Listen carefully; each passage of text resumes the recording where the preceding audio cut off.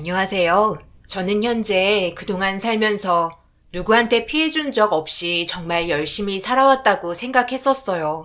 그런데 저에게 왜 이런 가슴 아픈 시련을 주는 건지 모르겠네요. 그래도 아픈 기억 이겨내려고 정말 열심히 살아가고 있는데요. 아마 평생 동안 잊을 수 없을 것 같아요. 사랑하는 사람을 떠나보내야 하는 아픔은 당사자만 알 수 있으니까요. 특히 한날 한시에 눈 감기로 했었는데 먼저 떠나고 남은 빈자리는 아직까지도 체온만 남아있어 도저히 떠날 수가 없네요. 제 아내와 결혼한 지 벌써 40년이라는 시간이 흘렀습니다. 그때 당시 저는 22살이었고 아내는 21살이었어요. 저희 집안과 달리 아내는 불쌍하게도 부모님 두 분 다 세상을 떠나셨어요. 두 분이서 함께 도배 일을 하셨었는데 부실공사로 인해 건물 천장이 무너지면서 두 분 다 그 자리에서 세상을 떠나셨다는 말을 들었습니다. 그래서 시골에 계신 아버님 친척분들께서 제 아내를 키워주셨고 부모 없이 홀로 자라와서 그런지 성인이 되었어도 얼굴에는 항상 그늘만 가득했어요. 그런 모습이 첫 만남 때 저에게는 다른 여자와 달리 색다르게 다가왔고 부모님이 운영하시던 식당에 일자리를 구하려 왔던 아내에게 도움을 주고 싶어 부모님을 설득시킨 뒤 저와 함께 식당에서 일을 하게 되었고 그렇게 시작된 인연이 연인 사이로 발전하면서 결혼까지 이어졌어요. 그리고 한자리에서 아내와 40년이라는 시간 동안 식당을 운영하며 살아왔습니다. 그런 삶 속에 아내와 함께한 모든 순간순간이 행복했고 아내의 어두웠던 얼굴빛이 밝아지는 모습을 보면서 저 또한 보람을 느끼고 있었어요.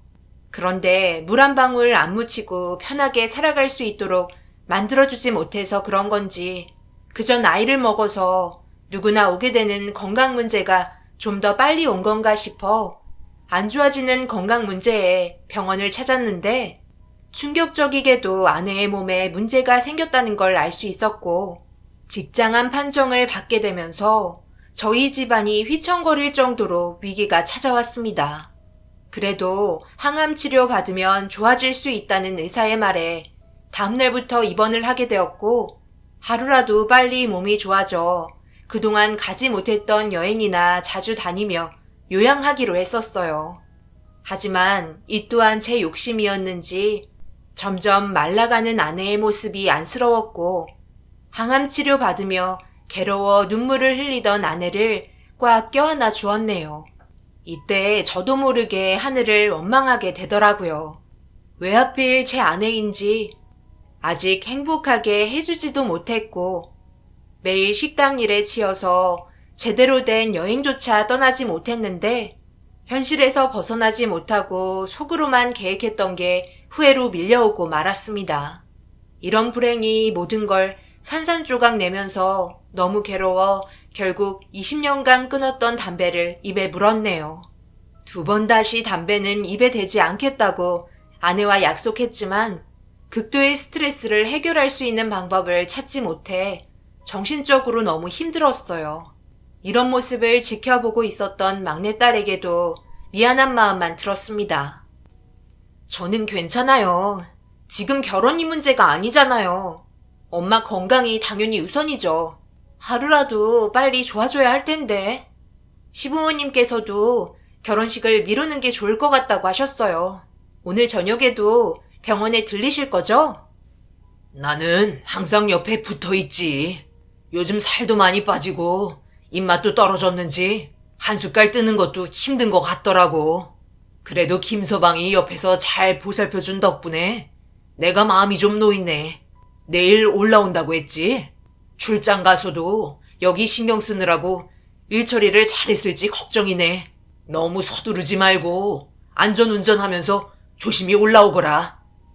막내딸은 영업 쪽 일을 하기 때문에 지방 출장도 잦은 편이었어요. 그리고 김서방은 암센터에서 의사로 근무하고 있어요. 덕분에 많은 도움을 받고 있었고 김서방이 옆에 있어 그래도 어느 정도 불안한 마음은 떨쳐버릴 수 있었습니다. 식당 일을 평소보다 일찍 마감을 한 뒤에 병원으로 가면 항상 아내 옆에는 김서방이 있었고 저 대신 아내를 열심히 보살펴주고 있었어요. 정말 고마웠죠. 아직 결혼식을 올린 것도 아니고 정식 사이가 아닌데 자기 가족인 것 마냥 지극정성으로 돌봐줬으니까요. 항암 치료의 강도가 너무 높아져 걱정이 많았어요. 신체적으로 버틸 수 없을 정도로 고통이 뒤따랐으니까요. 그래도 꼭 좋아질 거라 믿으며 아내가 희망을 잃지 않게 손을 꽉 잡아주었고 희미해져가는 눈빛을 바라보며 힘들어하는 아내의 모습에 결국 또다시 눈물을 흘렸습니다. 하루에도 몇 차례나 눈물을 쏟아내야 정신을 차릴 수 있었어요. 저 또한 그만큼 버티기가 힘들었고 거친 숨을 내쉬며 겨우 한마디 건넨 말은 결국 마지막이란 걸 느낌으로 알 수 있었고 제발 떠나지 말아달라고 애원했어요. 먼저 떠나면 혼자 남겨진 저는 살아가지 못할 거라고 곁에 있어달라며 오열을 했지만 아내는 옆에 있어주지 못해 미안하다며 사랑한다는 말을 끝으로 결국 이 세상과 작별을 하고 말았습니다. 출장 갔다가 올라오던 도중 소식을 듣게 된 막내딸 또한 전화통화 도중 오열을 하였고 장례식장에서 큰딸과 막내딸은 자기 엄마와 함께했던 그동안의 추억들 때문인지 떠나보낼 수 없다며 놓아주려 하지 않았어요. 사랑하는 사람을 떠나보내야 한다는 건 견디기 힘들 정도로 괴로웠고 그 시간에서 벗어나고 싶은 마음뿐이었어요. 얼마나 힘드시겠어요. 어떤 위로의 말도 도움이 안 되시겠지만 힘내시길 바랄게요. 아마 좋은 곳으로 떠났을 겁니다. 감사합니다. 그래도 이렇게 찾아와 주시니 많은 힘이 되네요. 제 아내가 지금까지 버틸 수 있었던 건 김서방이 옆에서 보살펴 줬으니 가능했던 것 같아요. 모두가 노력했던 거에 비해 결과가 좋지 않으니 안타깝기는 하지만 어쩌겠어요. 최선을 다했잖아요. 이걸로도 충분합니다. 더 이상 후회 없고 앞으로 저희 딸들과 좋은 날만 다가올 수 있게 만들어 나가야죠. 장인어른 죄송합니다. 최선을 다했지만 결과가 좋지 않아 제가 장인어른 볼 면목이 없습니다. 괜찮네. 자네는 최선을 다하지 않았나? 그거면 충분하네. 다른 병원 갔으면 내 아내는 더 빨리 세상을 떠났을걸. 여기까지 끌고 온 것도 대단한 거니 더 이상 마음 아파하지 말게. 그동안 정말 고마웠네. 모두의 위로를 받으며 장례식장은 아무런 문제 없이 무사히 끝마칠 수 있었고 몸과 마음은 힘들지만 그래도 현실에 놓인 일들을 처리해야 하기 때문에 정신줄 놓지 않고 막내딸의 결혼식을 서둘러 추진하기로 했어요. 그렇게 막내딸과 김서방은 예정됐던 결혼식을 진행하기 위해 다시 날짜를 잡았고 이것저것 많은 걸 준비하고 있었는데 아무래도 의견 충돌이 있어서 그런 건지 잠시 식당에 들러 일손을 도와줄 때 서로 통화하는 걸 듣게 되었는데 사소한 걸로도 다투는 것 같아 걱정스러운 마음에 전화를 끊자마자 무엇 때문에 그런 건지 이유를 물어봤네요. 그런데 다툴 일이 아닌 거 가지고 의견 충돌이 생기니 참 난감하더라고요. 신혼집에 들어갈 가구 문제였고 처음 결정한 걸로 주문을 했었는데 김서방이 갑자기 말을 바꿔서 난감하다는 말을 늘어놓기 시작하면서 이해되지 않는 듯 고개를 저었습니다. 요즘 사소한 걸로도 많이 다투게 되는데 별 문제 아닌 것도 꼬투리 잡으니까 짜증이 올라오더라고요. 엄마 돌아가시기 전에 벌써 주문 결제까지 다 해놓은 상태인데 갑자기 취소하겠다고 하니 얼마나 난감하겠어요. 맞춤 제작이라 업체에서는 환불도 안 된다고 하는데 무조건 막무가내로 들이닥치니 저도 모르게 화가 올라오면서 짜증을 내게 되었네요. 그냥 딴 사람 같다는 느낌이 들어요. 이 결혼 해야 하는 게 맞는 거겠죠? 아빠 생각은 어때요? 당연히 김서방이 아무 이유 없이 바꾼다는 건 잘못된 행동인 건 맞다만 그렇다고 자기가 원하지 않는 가구를 돈을 주고 사기에는 아까우니 더욱더 그런 것 같은데 일단 업체와 대화를 해보는 게 가장 좋은 방법일 것 같구나. 그리고 김서방이 우리 얼마나 많이 도와줬니? 밤잠 안 자며 옆에 있어주기도 했었잖아. 보통 사위가 대접받으려 하지 도움을 주려 하진 않잖아. 아버지 주위에도 비슷한 사례가 있었는데 장모가 몸이 안 좋아도 안부 전화도 하지 않더라고. 그만큼 요즘 시대에는 서로 어려운 건 맞는 것 같다. 그런데 김서방은 어떻게 했어? 옆에서 자기가 할 수 있는 범위 내에서 최선을 다했잖니? 저는 딸에게 단순히 말다툼하며 상황을 점점 안 좋게 몰아가는 것보다 그동안 저희 집안에 어떻게 했는지 기억했으면 좋겠다고 얘기했어요. 곰곰이 생각하던 딸은 좋은 게 좋은 거라고 자기가 한 발 물러나겠다면서 풀어나가려 했고, 그런 딸에게 처음부터 모든 게 맞을 수 없다며 많은 격려를 해주었습니다. 저도 아내와 40년이라는 시간을 살았었지만 항상 의견 충돌이 생겼었는데 고작 몇 년 알게 된 걸로 그 사람의 성향을 파악하는 건 어려운 부분이잖아요. 그래서 제가 겪은 경험을 토대로 딸에게 조언을 해주니 잘 듣더라고요. 그렇게 딸과 김서방의 결혼 날짜가 드디어 다가오게 되었고, 결혼식 하루 전날 나름 이것저것 준비하면서 떨리는 마음 가라앉히려 가볍게 동네 한 바퀴 돌고 있는데 집 앞에 김서방 차가 주차되어 있길래 천천히 다가가 무슨 일로 여기까지 왔는지 물어보려는 순간 김서방의 차는 다시 출발을 했고 무슨 일 때문에 왔는지 물어보기 위해 전화를 했지만 받지 않더라고요.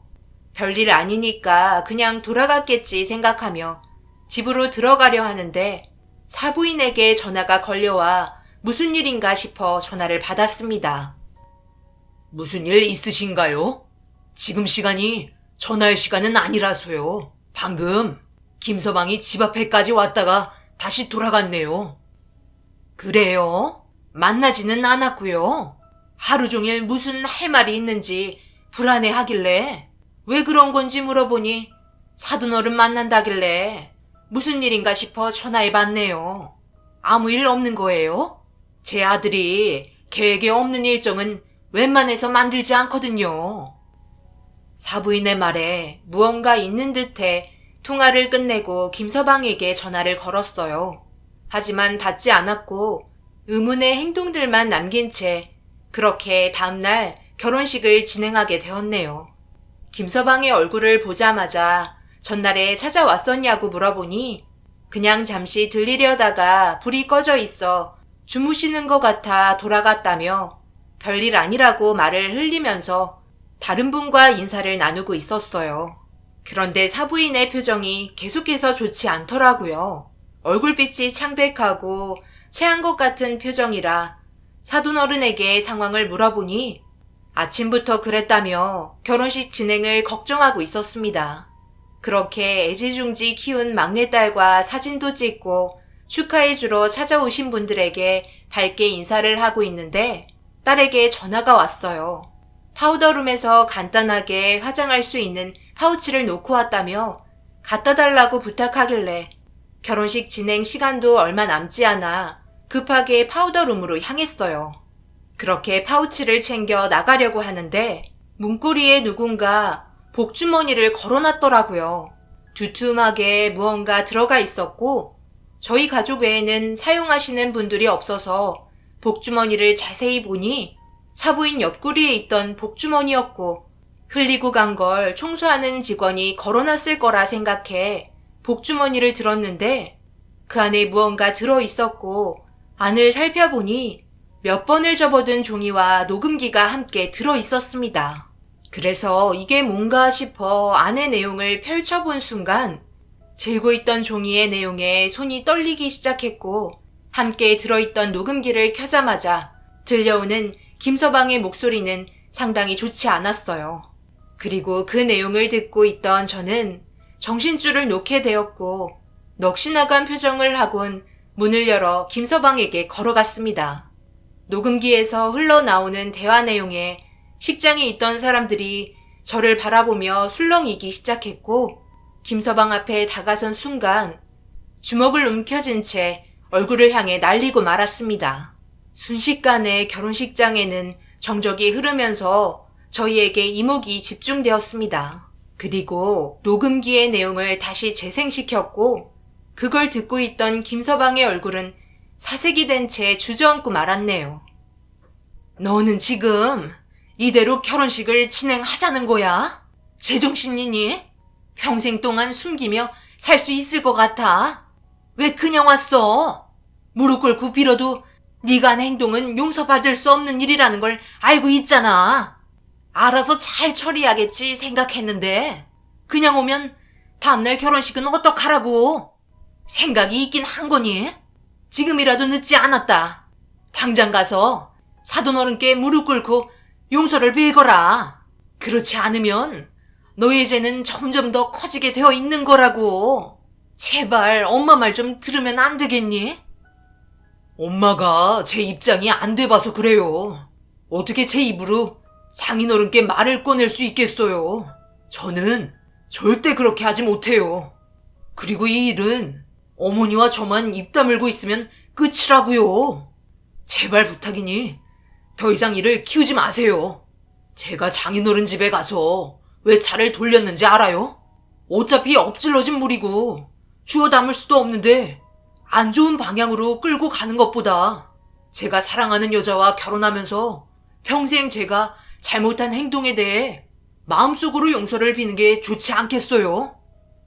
그건 너 혼자만의 생각이고 당사자들은 아직도 그 고통에서 벗어나지도 못했는데 이게 전부 사실이라고 믿고 있는데 나중에 더 큰 문제로 돌아온다면 그때는 제정신으로 살아갈 수 있을 것 같아? 사람이 그래서는 안 돼. 이건 단순하게 거짓말하는 거와 전혀 다른 문제라고. 내가 분명히 말하는데 이 사건 그냥 넘어가지 말거라. 그랬다간 나도 그냥 있을 수는 없을 것 같다. 그리고 이 종이에 네가 적어놓은 환자 진료 내역서 왜 집으로 가져온 거야? 그만큼 너도 불안한 거잖아. 여기 적혀 있는 게 전부 거짓이니까. 언제부터였어? 이 사실을 알게 된 게 언제부터였는지 엄마한테는 똑바로 말해라. 장모님 돌아가시고 장례 끝난 뒤 진료 내역서 정리하다가 알게 된 거예요. 저도 전혀 몰랐다니까요. 이제 그만하세요. 충격적이게도 사부인과 김서방의 대화는 믿을 수 없는 내용들이었고 녹음기에 들어있던 대화를 듣고 있던 김서방은 사부인을 쳐다보며 분노한 표정으로 바라보기 시작했어요. 저는 도저히 받아들일 수 없었습니다. 제 아내가 세상을 떠나지 않아도 되는 사소한 병이었는데 그걸 오진하는 바람에 그 독한 항암 치료를 계속해서 받게 되었던 거고 쓸데없는 병만 더 키우게 되면서 합병증으로 세상을 떠나고 말았던 거였어요. 도저히 믿을 수 없었고 김서방의 멱살을 잡아 들어 올리자 그걸 전부 지켜보고 있던 제 딸이 눈물을 흘리며 천천히 가까이 오더니 김서방의 얼굴에 손을 올렸고 그 자리에서 오열을 하고 말았습니다. 처음 아내가 김서방의 병원으로 방문하지 않고 다른 병원에서 검사를 받았었는데 그때는 정확한 병명을 모르겠다며 큰 병원으로 가보라고 소견서를 써주었고 이 소식을 듣게 된 막내딸이 김서방에게 상황을 알려 아내가 검사를 받게 되면서 직장암 판정을 받게 되면서 급하게 항암 치료를 시작하게 되었던 거고 결국 돌이킬 수 없는 결과를 가져오고 말았습니다. 아내의 병명은 직장암이 아닌 자궁경부염으로 충분히 치료 가능했던 걸 하지 말아야 될 치료를 하게 되면서 합병증으로 세상을 떠났다는 걸 전부 녹음된 내용으로 듣게 되었고 김서방은 의료 실수이니 어쩔 수 없었다며 자기의 잘못을 부인하기 시작했어요. 인정하지 않고 있는 태도에 결국 부여잡고 있던 이성의 끈을 놓게 되면서 결혼식장은 초토화가 되고 말았습니다. 김서방의 오진만 아니었어도 지금쯤 제 옆에서 건강하게 밝게 웃고 있어야 할 아내가 차가운 땅 밑에 누워있다는 게 너무나 힘이 들었네요. 제가 이성을 잃고 난리를 치자 사부인이 갑자기 저를 바라보며 무릎을 꿇으며 눈물을 흘리기 시작했어요. 그리곤 손이 발이 되도록 빌기 시작했습니다. 사돈어른, 정말 죄송합니다. 제 아들도 사람인지라 실수를 하게 되었네요. 어떤 식으로든 평생 죄를 뉘우치며 살아갈 테니 제발 한 번만 용서해 주세요. 그동안 자기도 안사돈의 몸 상태가 점점 안 좋아지는 걸 보면서 정신적으로 많이 힘들었다고 저에게 몇 번이나 얘기했었어요. 그래서 더욱더 자기가 한 잘못에 대해 용서를 구하기 힘들었던 것 같네요. 부탁입니다. 어떠한 처벌이라도 받을 테니 저희가 한 잘못에 대해 용서해 주시면 안 될까요? 정말 죄송합니다. 용서요? 지금 이게 용서할 수 있는 상황인가요? 제 아내는 좋아질 수 있는 몸 상태였는데 저놈이 오진을 하는 바람에 안 해도 될 항암 치료를 하게 되면서 멀쩡했던 몸이 병 들어갔는데 지금 저보고 용서를 해달라고요? 저놈이 그 병원에 계속 다닌다면 앞으로 더 많은 사람들이 세상을 떠나게 될 것 같네요. 당장 의사직 내려놓고 자신이 저지른 행동에 대해 처벌받아야 할 겁니다. 그리고 저는 이 문제에 있어 절대 용서해 줄 수 없습니다. 만약 이 문제가 그쪽 아들이었다면 용서해 줬을 것 같아요. 입장을 바꿔놓고 생각해 보세요. 그동안 함께한 세월이 40년인데 저놈 때문에 한순간에 행복했던 가정이 무너져 내렸어요. 그런데 그걸 알면서도 비밀로 하고 결혼까지 진행하려는 게 자기의 잘못을 인정하고 있는 건가요?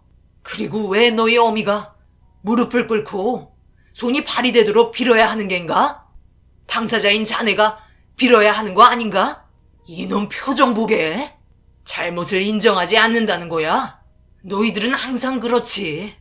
의사로서 최선을 다했다는 말만 할 뿐 자기의 잘못은 받아들이지 않잖아. 나는 이 문제를 그냥 넘어갈 수 없을 것 같네. 무슨 수를 써서라도 자네의 의사 자격을 박탈시키고 이 사회에 발도 못 붙이게 만들 거니까 그런 줄 알게. 자기가 저지른 잘못을 알면서도 감히 내 딸과 결혼을 하려 들어? 나쁜 놈. 의사는 어떠한 상황에서도 면허는 그대로 유지된다는 걸 잘 모르시네. 법적인 처벌을 받아도 저는 계속해서 의사활동을 할 수 있다고요. 어떤 방법을 동원하셔도 결국 이기는 건 접니다. 그러니 힘 빼지 마시고 이제 그만하시죠. 자기 잘못을 인정하는 게 아닌 되려 큰 소리를 치면서 의사 면허를 즉각 박탈할 수 없다며 오랜 기간 소송을 해도 소용없을 거라고 저보다 더 난리를 치기 시작했고, 오지는 했지만 자기 또한 최선을 다해서 노력했기 때문에 후회 없다고 제 앞에서 고개를 치켜들고 달려들었어요. 사부인은 정신 나갔냐고 난리를 치며 말리기 시작했지만 결국 결혼식장은 물거품이 된 상태로 몸싸움까지 벌어지면서 전부 다 경찰서로 향하게 되었습니다. 그렇게 파혼에 대한 미자료는 사부인 측에서 모두 배상을 했지만 의사 면허 문제에 대해서는 오랜 기간 법정 다툼이 이루어졌고 결국 부득이한 한 번의 실수로 인한 의료사고는 의사의 손으로 하는 일이니 어쩔 수 없다며 저희가 패배하게 되었습니다. 그렇다고 피해에 상응하는 배상 또한 받을 수 없어 벼랑으로 내몰리는 상황에 좌절을 하고 말았네요. 의사 면허는 국가가 직접 발급하는 국가 전문 자격이기 때문에 의사단체인 대한의사협회에서 관리한다며 의료사고를 저지르는 의사에 대한 의사면허 처분 역시 의사협회에서 처분하고 관리하는 데 있어 의사들의 정보를 철저히 보호해주고 있다는 걸 알 수 있었습니다. 제대로 된 처분이나 징계 없이 그냥 두고 보기만 해야 한다는 게 너무 힘이 들었고 이런 문제가 얼마나 불합리한 법 제도의 모습인지 알 수 있었습니다.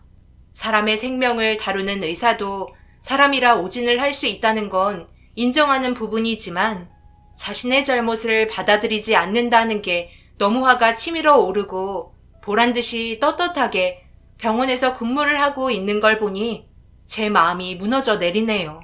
자기가 한 행동이 옳았다고 세상 떠난 제 아내를 조롱하고 있는 것 같아 참을 수 없을 정도로 고통에 시달리며 살아왔었습니다. 그렇게 치열한 법정 싸움 끝에 결국 의사의 손을 들어준 법에 너무나 화가 치밀어 아무것도 할 수 없었을 때 저희 집을 누군가 두드렸고 현관문을 열어보니 사부인이 고개를 숙인 채 아무 말도 하지 못하고 우두커니 서 있었어요.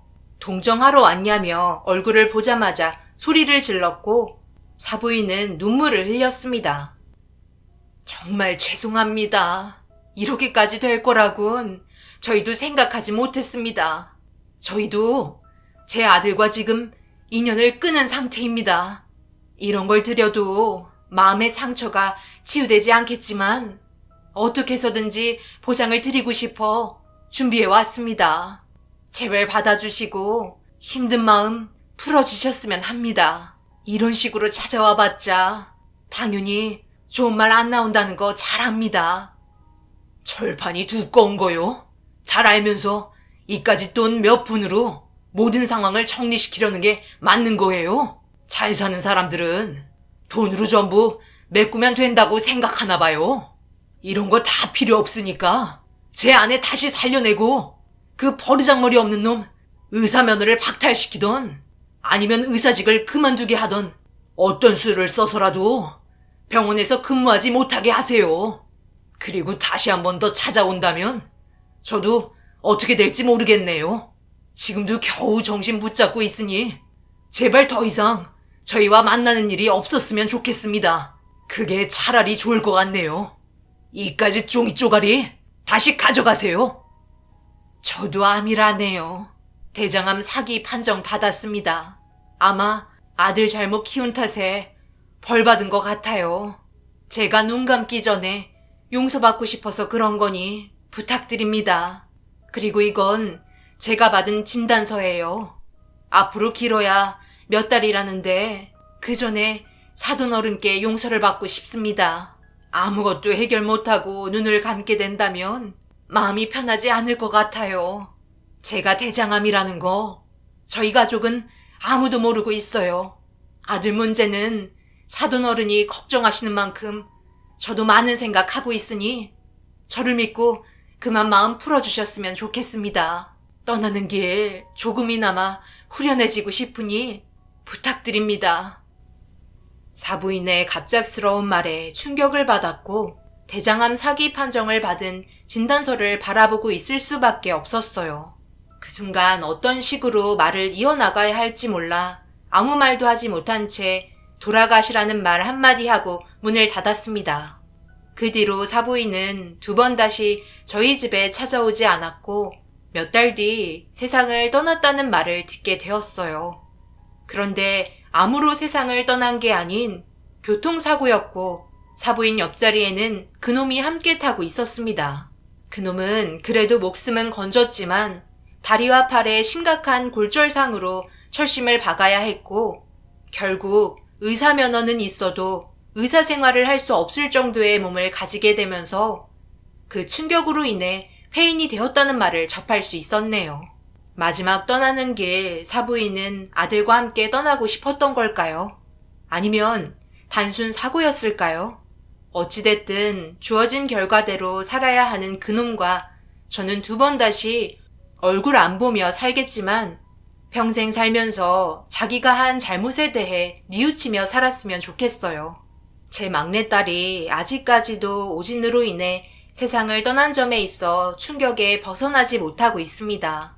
시간이 많이 필요해 보일 정도로 심각한 상태로 하루하루 살아가고 있어요. 저희 가족이 다시 예전처럼 웃을 수 있는 날이 올까요? 신이 아닌 사람이니까 당연히 실수할 수 있습니다. 하지만 그 실수를 뒤집을 수 있었던 기간도 충분했었고 자신이 내린 검사 결과에 대한 자만심이 아닌 몇 번을 검사하고 또 검사해서 정확한 진단을 내리는 것 또한 의사의 임무라고 생각합니다. 그런데 그냥 한 번 보고 무조건 자기 말이 맞으니 밀고 나가는 건 문제가 있다고 생각되네요.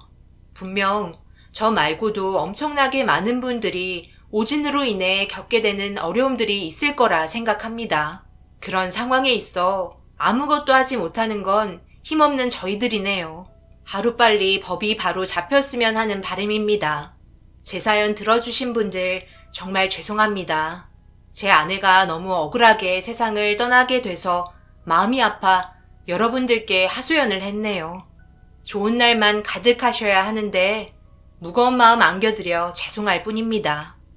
오늘 하루 마무리 잘 하시고 하시는 일 모두 잘 되셨으면 좋겠습니다. 저 또한 저희 딸들과 열심히 살아보겠습니다. 감사합니다.